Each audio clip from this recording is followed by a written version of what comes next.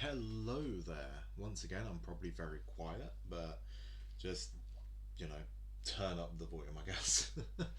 So, this is a deck profile of a deck, as you can tell by the title. This is my most budget deck. Like, I have a lot of decks, also I shaved, I know, haha. But so a lot of my decks tend to be, oh, I call it budget, but it's still like 300 quid. You know, because to an extent, for a 100 card deck, outside of basic lands, you're sitting there thinking, right, each card's maybe 2 3 quid. That's going to get you up to like nearly 200 300 quid quite quickly. So it makes sense that even though I call it budget, it kind of doesn't seem it when you look at it as a whole. This is extremely budget. Like the entire 100 card deck will set you back maybe 100, and that includes the commander. So that being said, as you can tell by the title, we are talking about borborygmos enraged. Fun fact: this is the reason that if you Piffing Needle declare a card name that is not the exact card name, but they know exactly the card you're talking about, it will still Piffing Needle the correct card. Because back in a Pro Tour, someone declared borborygmos, and borborygmos was an illegal card, which meant they targeted that instead of this card, which was the real target. So borborygmos Enraged reads, it has trample, it's a 7/6, and it basically says, hey, every time I attack you, if you take combat damage whatsoever, I will look at the top 3 cards of my library, grab all of the lands from that, like reveal all the lands, they go to my hand, rest go to graveyard. And the other ability of discarding a single land card, I can deal 3 damage to any target, whether that be a creature or a player. Or like a planeswalker, or basically anything that could take damage will take 3 damage from the borborygmos. So this is probably my most budget deck. We're going to go through each option. So you want to have lands in hand, so you can, keep shooting 3 damage. So the main ways that you want to be playing land is through ramp. So we do that with the 1 mana ramps, which is the Adventurous Impulse, which allows you to look at the top card of your library. You may reveal a land or creature from Lemma and add them to your hand. Put the rest into the bottom of your library.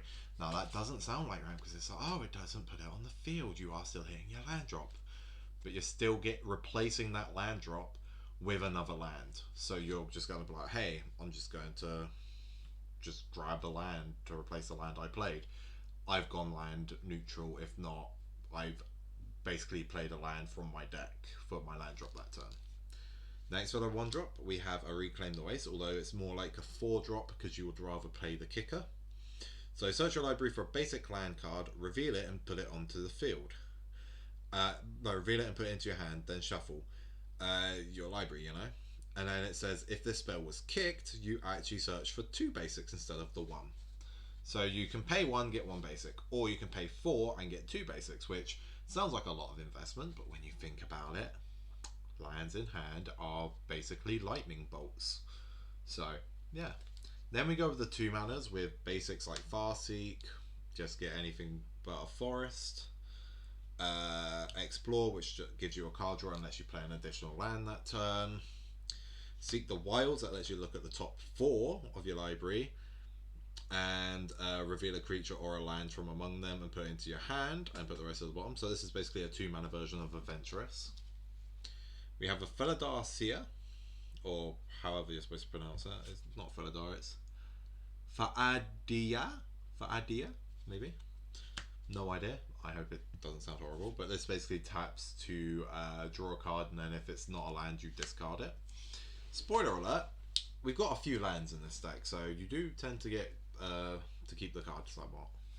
Then we have Cultivate. Basically, add a land to hand, put a land on the field. This is the beginning of the 3 manas, and it is a good one because it ramps you with the mana while also giving you potential AK-47 ammo. Then we have Topiary Stomper, that when it comes in just puts a basic land from the library. We have Elvish Rejuvenator that just says, hey, look at the top 4, grab a land, put it onto the battlefield. We have, for this one, we have Relentless Pursuit. Sorry, I'm reading these upside down sometimes, so I'm having to turn them. So basically, look at the top 4, put a creature or land from among them into your hand, rest into the graveyard. then we have Anissa's Pilgrimage, which is search your library for up to 2 basic forests and reveal those cards and put them onto the battlefield tapped and rest into the library. And then if you have 2 or more instants or sorceries in your graveyard, you may get a 3rd forest instead of just 2. So again, a lot of ramping there. Then we have Omen of the Hunt, which is a flash enchantment that A, gives you a land from the deck, but also allows you to scry too, which doesn't sound like much, but it is. And then we go into the weird ramp, as I call it in the freeze. We have a Treasure Nabber, which basically says, hey, you tapped your Soul Ring. My Soul Ring for a turn. And then we have one of my favorites. I picked this up because I saw it on the Shuffle Up and Play borborygmos episode. Is Sprouting Vines. It is search your library for a basic land and add it to your hand for 3 mana. Seems bad, except it has Storm. My opponent does 5 actions in a turn. I now have 5 lightning bolts in hand. And then we have a Renin 7, which allows us to 0 get ourselves a land, or if we ever get to the point where we can ultimate it, we just get all permanents from our graveyard back to our hand, and we get an emblem with we have no maximum hand size. Or if you have a load of lands in hand and you really want to get Borbo out and whatnot, you could just go do the 0 ability and just put all of your lands onto the battlefield, giving yourself a bunch of stuff. And there'll be a reason for lands entering later, like I'll show you. And Amending of Dominaria is the last of what I class as the ramp, because you mill 2, return a creature, mill 2, return a creature, return all lands to the battlefield from grave. Like, how is that not ramp, you know? So that is all of what I would call ramp. Next we have the damage helpers with Torbran, making our lightning bolts now into 5 damage each, and a Fire Emancipation that turns our lightning bolts into 9 damage each. Each land we discard is 9 damage, or each land we discard is 5 damage, or if you have both out, because your opponent unfortunately chooses the order, it's usually 11 damage for the lands, but that's still 11 damage per land, which is insanity. Next we have the landfall, which we only have 2. We have Scoot Swarm and we have Raging Baloth, because as I said, we are playing a lot of lands, so having us draw lands occasionally is kind of nice. But yeah, playing the lands help us get a board state. That means we're less likely to die. But it also means, as I said, if you have something like Renin 7 out and you just bombard the field with a load of lands, you get a load of tokens.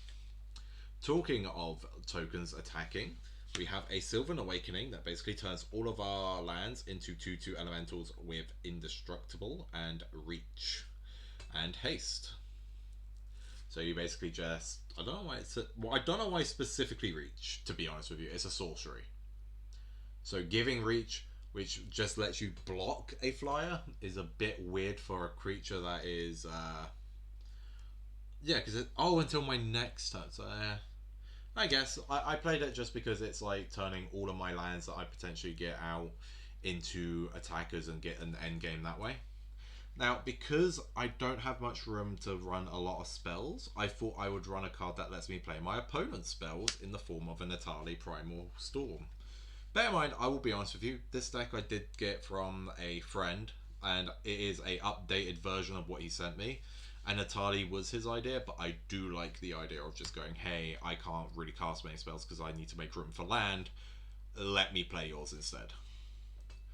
And then we have a Neheb the Eternal to give us a bunch of red mana if we deal damage, which again, throwing trees at our opponent is dealing damage. So that is red mana for each tree we throw. Next we go into the 2 removals. Well, technically 3 removals. We have a Chaos Warp. We have a Fiery Confluence. And for the removal / not removal, we have a red elemental Blast, which is a counterspell, as well as just removal for any blue specifically. Next we go into the card draw. We have a Harmonize. So we now go into so there is an infinite in this deck. We'll go into the infinite later, but a way to protect the infinite, because one of the things we need is a creature, and that creature If it goes to grave due to borborygmos effect or any of the other milling effects, like say the mending of Dominaria, although that does tend to revive it, and other things, we need ways of bringing it back from our graveyard back to our hand. So we have an Evolution Charm, an Eternal Witness, a Nature Spiral, a Regrowth, a Recollect, a Dryad's Revival, and a Reviving Melody. All of these just to revive the creature that is, you know, the infinite helper. But if you don't need the infinite, you're like, okay, I don't want to use the infinite, these will be able to revive, get your borborygmos back without command attacks from grave as well, which does help because he is 8 mana, so not having to pay command attacks on top of that, kinda nice. Next we have a Searcher in the form of Gamble, because again, we want to get into the infinite combo. Now, what is the infinite combo, I hear you ask? I love this infinite combo. Well, it's not infinite. I say infinite, but realistically it's like, I think you could do it like 5th. I would say you could do it at least like 30 times, depending on your hand, maybe 20 odd times. It is a Surly Badgersaur, which says whenever you discard a land, you get a treasure. It is a Life from the Loam, and it is one of these 2 lands here, which is a Tangled Thicket or a Forgotten Cave. Now, both of these do the same thing, but for red or green. So basically what happens is, you use borborygmos to discard 2 lands from your hand to deal damage, which will then give you 2 treasures off a Surly. You then use one of those treasures to cast, to cycle one of your Forgotten or your Tranquil while your Life from the Loam's in the graveyard. That is still discarding a card, so you will get your treasure back. You're still at 2 treasures. You will then add back the land that you cycled, plus 2 lands to discard off of the borborygmos. You will then discard the 2 lands, getting you 2 more treasures again, and dealing 2 sets of 3 damage or 9 or whatever. And then you pay the cycle costs again with the treasures that you're creating, which then, once again, because you're going to draw cards, you dredge out your Life from the Loam, which will give you, you'll have 2 treasures at this point, and then you use both treasures to revive the cycle land, while also the other 2, because these cycle lands are specifically 1 green or 1 red. So that is a infinite as long as you have cards to dredge with the Life from the Loam.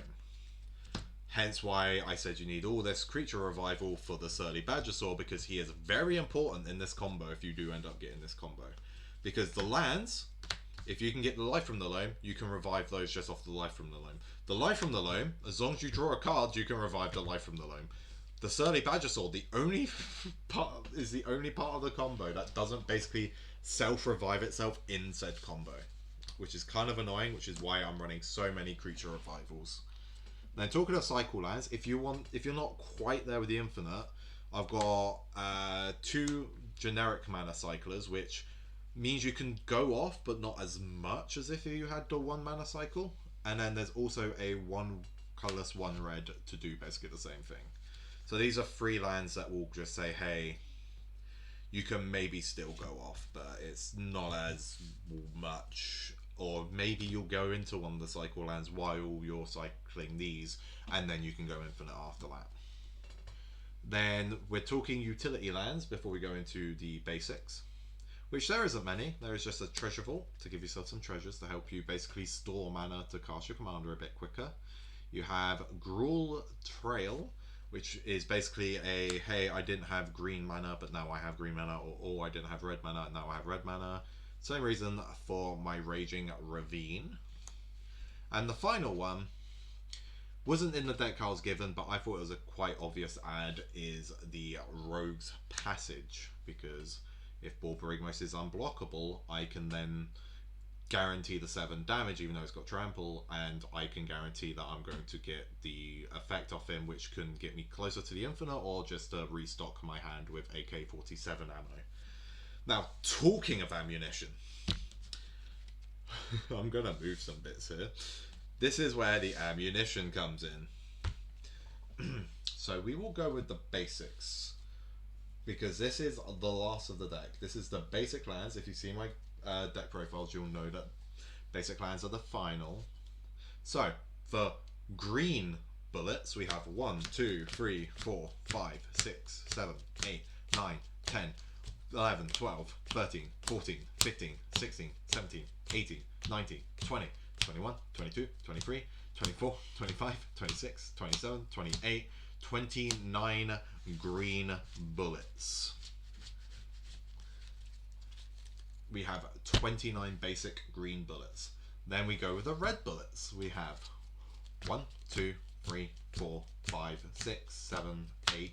Oh, hang on, let's recount that. Actually, I did 2 there.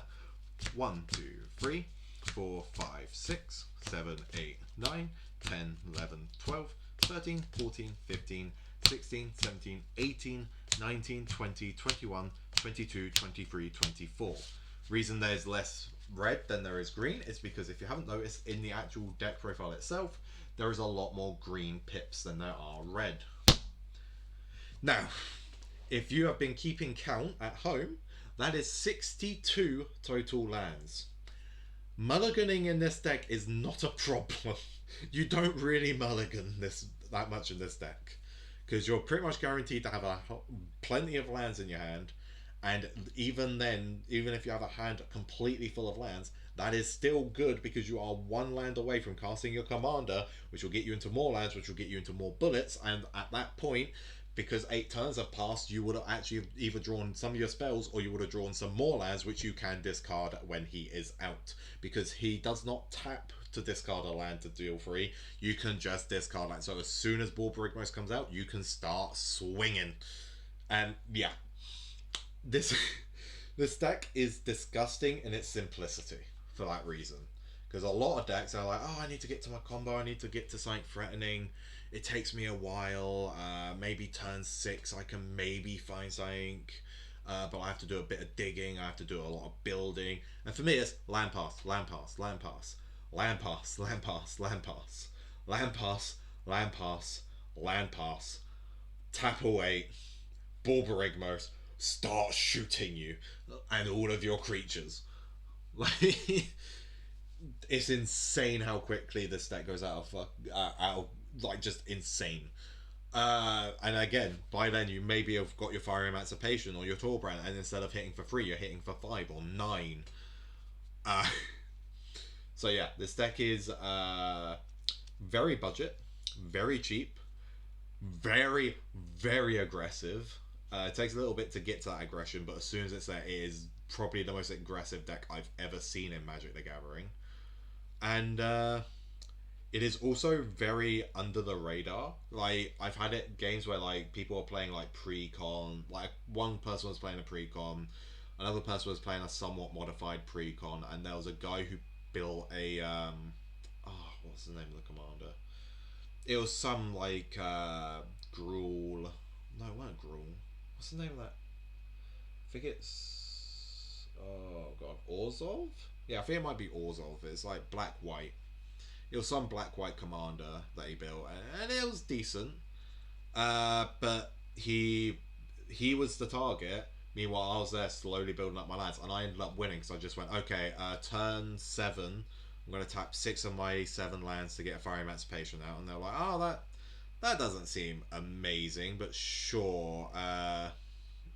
You ain't got anything that's dealing damage right now. And then they let it go back round to my turn. I went, okay, cast borborygmos. I'm going to kill this guy by discarding like 3 or 4 lands because you've already done a decent bit of damage to him. I'm going to kill this very important creature and this very important creature, and then they just couldn't really do much at that point. Deck does stupid.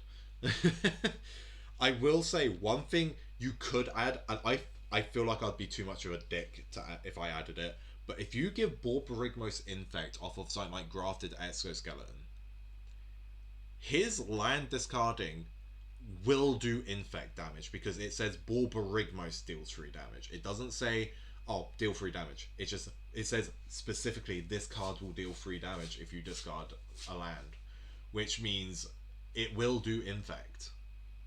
So if you give him infect and you discard like 3 lands, 4 lands while he's base form, that's one person dead.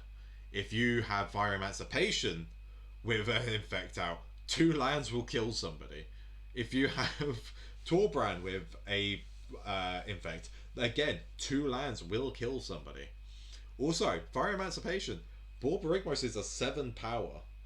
If you hit your opponent unblocked with a Fire Emancipation out with your borborygmos, that is game over for them because that is exactly 21 commander damage. I love this deck.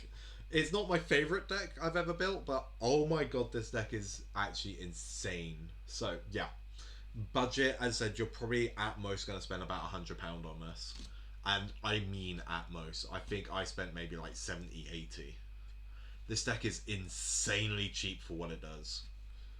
So with that said, I hope you guys enjoyed this deck profile. As always, the list will be in the description. In that way, if I do make slight tweaks, like if I decide actually I do fancy putting Infect in here, you will see the live updates. You can see what the deck is now and maybe understand, oh, that might be a good improvement for the deck. Glad he thought of it, or oh, I thought of something, blah blah blah. It's just there. You can even copy and paste it to your own Mox field to, you know, slowly build up. That's what I do on Mox field, I'll be honest. I'll go, oh, that's a good deck on Mox field. I'm going to copy paste that to mine, build it IRL that way, and then I'm going to make modifications and update the modifications on Mox field. So, that being said, I hope you guys enjoyed. I will see you in the next one. Ta-ta.